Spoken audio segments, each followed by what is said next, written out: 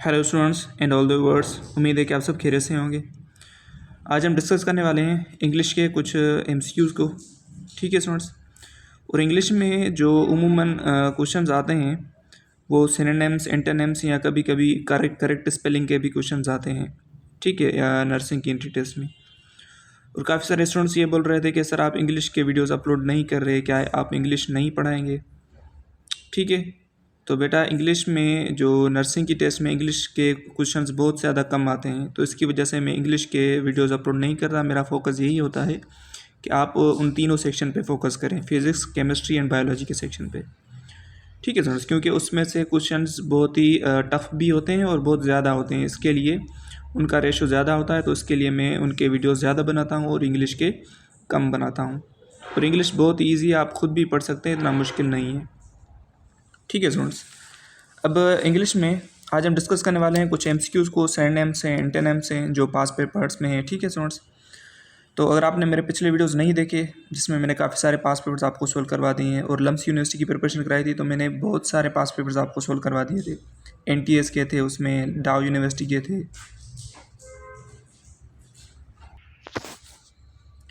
ठीक है स्टूडेंट्स, अब इंग्लिश में इंग्लिश के पोर्शन में आपके पास पहला क्वेश्चन है द सिनोनिम्स ऑफ प्रोपेल। तो प्रोपेल का सिनोनिम्स क्या है।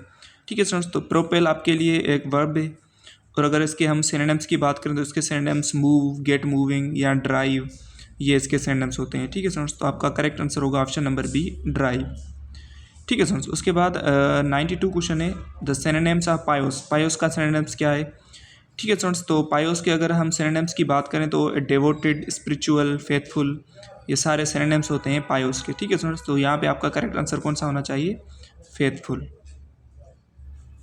ठीक है स्टूडेंट्स, उसके बाद 93 क्वेश्चन है चूज़ द करेक्ट वन। आपको करेक्ट ऑप्शन चूज़ करना है। Please don't loaf dash those beggars. ठीक है स्टूडेंट्स, अब देखिए यहाँ पे आपके पास कौन सा करेक्ट ऑप्शन यूज़ होगा, अगेंस्ट, फॉर, एट या फ्रॉम। ठीक है स्टूडेंट्स, अगर आप इस सेंटेंस का सेंस को समझने की कोशिश करें तो please don't laugh, exactly at use होगा। ठीक है students, please don't laugh at those beggars, तो आपका यहाँ पे करेक्ट आंसर होगा option number C, at. 93 question है एंटोनिम्स ऑफ डेक्स्ट्रस। तो डेक्स्ट्रस का एंटोनिम्स क्या है। ठीक है स्टूडेंट्स, तो डेक्स्ट्रस का मतलब होता है काबिल। ठीक है, जो एक्सपर्ट हो, जो एबल हो। अगर इसके हम एंटोनिम्स की बात करें, अपोजिट मीनिंग वर्ड, तो डेक्स्ट्रस का अपोजिट मीनिंग वर्ड कौन सा होगा, एबल, एक्टिव, एक्यूट या इन एक्सपर्ट। तो करेक्ट आंसर होगा inexpert. So your correct answer is option number A. ठीक है स्टूडेंट्स, उसके बाद 95 क्वेश्चन है Three Idiots dash really a watchable movie, do, are, is all of this. तो अब देखें, थ्री इडियट्स एक ही मूवी है। ठीक है स्टूडेंट्स, तो आप सिंगुलर चीज़ के लिए हमेशा क्या यूज़ करते हैं, सिंगुलर वर्ब यूज़ करते हैं। तो आपका करेक्ट आंसर होगा three idiots is really a watchable movie. So your correct answer is option number C, is. उसके बाद 96 क्वेश्चन है the past participle of bring. Bring का पास्ट पार्टिसिपल क्या होगा। अब देखें, ब्रिंग आपके पास वर्ब है, और पास्ट पार्टिसिपल किसे कहते हैं, जनरली जो थर्ड फॉर्म होती है वर्ब की। तो ब्रिंग का थर्ड फॉर्म क्या होगा, ब्रिंगिंग, ब्राइट, ब्रॉट या ब्रिंग्स। तो करेक्ट आंसर होगा आपके पास brought. Bring, brought, brought, second form भी ब्रॉट होता है और third form brought. So your correct answer is option number C, past participle मतलब वर्ब की थर्ड फॉर्म। 97 क्वेश्चन है विच स्पेलिंग इज करेक्ट। तो आप देखें इस चार ऑप्शन में से करेक्ट स्पेलिंग इंसाइक्लोपीडिया की कौन सी होगी। ठीक है स्टूडेंट्स, तो करेक्ट स्पेलिंग आपके पास होगी option number B, ENCYCLOPEDIA। So your correct answer is option number B, क्योंकि करेक्ट स्पेलिंग में भी क्वेश्चंस काफ़ी सारे होते हैं और बहुत इजी होते हैं, इतने मुश्किल नहीं होते। ठीक है, एज़ कम्पेयर टू उन तीन सेक्शंस की अगर हम बात करें तो इंग्लिश के बहुत ज़्यादा इजी आते हैं। 98 क्वेश्चन है building has been built the dash the new plan, about the new plan, for, accordance to, in accordance with. ठीक है स्टूडेंट्स, तो अब देखें यहाँ पे अगर हम इस सेंटेंस में करेक्ट ऑप्शन अगर हम यूज़ करना चाहें तो आपका करेक्ट आंसर कौन सा ऑप्शन यूज़ होगा, आपका करेक्ट आंसर होगा option number D, in accordance with. ठीक है, building has been built in accordance with. ठीक है स्टूडेंट्स, क्योंकि इसमें प्रेजेंट परफेक्ट कंटिन्यूस टेंस की वजह से इन अकॉर्डेंस विथ यूज़ होगा। So your correct answer is option number D.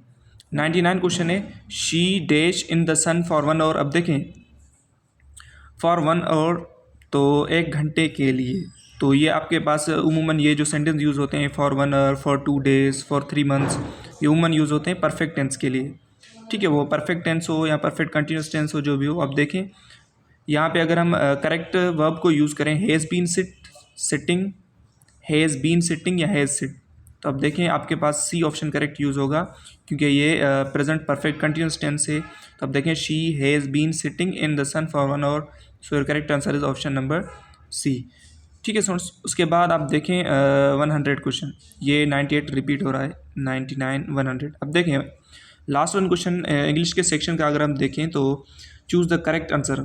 अब देखें my friend did got a new job, अब देखें ये आपके पास पास्ट इंडेफिनिट टेंस है और डिड लगा हुआ है, तो डिड यूज़ करने के बाद हम कभी भी वर्ब की सेकंड फॉर्म यूज़ नहीं करते, तो ये तो गलत हो गया। सेकंड देखें my friend has got a new work, ठीक है स्टूडेंट्स। अब थर्ड देखें माई फ्रेंड इज़ गॉट, ये तो बिल्कुल इनकरेक्ट है।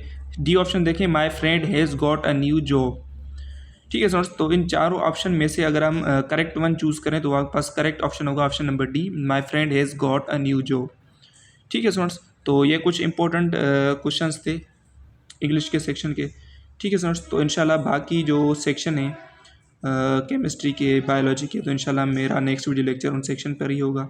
और केमिस्ट्री के इसकी वजह से मैं एमसीक्यूज़ जो वीडियोज़ हैं कम अपलोड करता हूँ, ताकि इसके एमसीक्यूज़ कम होते हैं नर्सिंग में, इसकी वजह से उन 3 सेक्शंस के मैं वीडियोज़ ज़्यादा अपलोड करता हूँ, ठीक है स्टूडेंट्स। तो बेफिक्र हो जाएं, इंशाल्लाह हम कंप्लीट प्रिपरेशन करेंगे और जितने भी एमसीक्यूज़ पास पेपर्स मेरे पास हैं या जितने भी स्टूडेंट्स ने मुझे सेंड किए हैं, मैं सारे उनके ऊपर इंशाल्लाह वीडियोज़ बनाऊँगा, ठीक है स्टूडेंट्स। तो अगर आप बिना सब्सक्राइब किए देख रहे हैं तो डू सब्सक्राइब माई चैनल, ठीक है स्टूडेंट्स, और ऑल पर सेलेक्ट कर दीजिएगा ताकि मेरे अपकमिंग वीडियोज़ की नोटिफिकेशन आप तक पहुँच सके। मिलते हैं नेक्स्ट वीडियो में, थैंक यू फॉर वॉचिंग।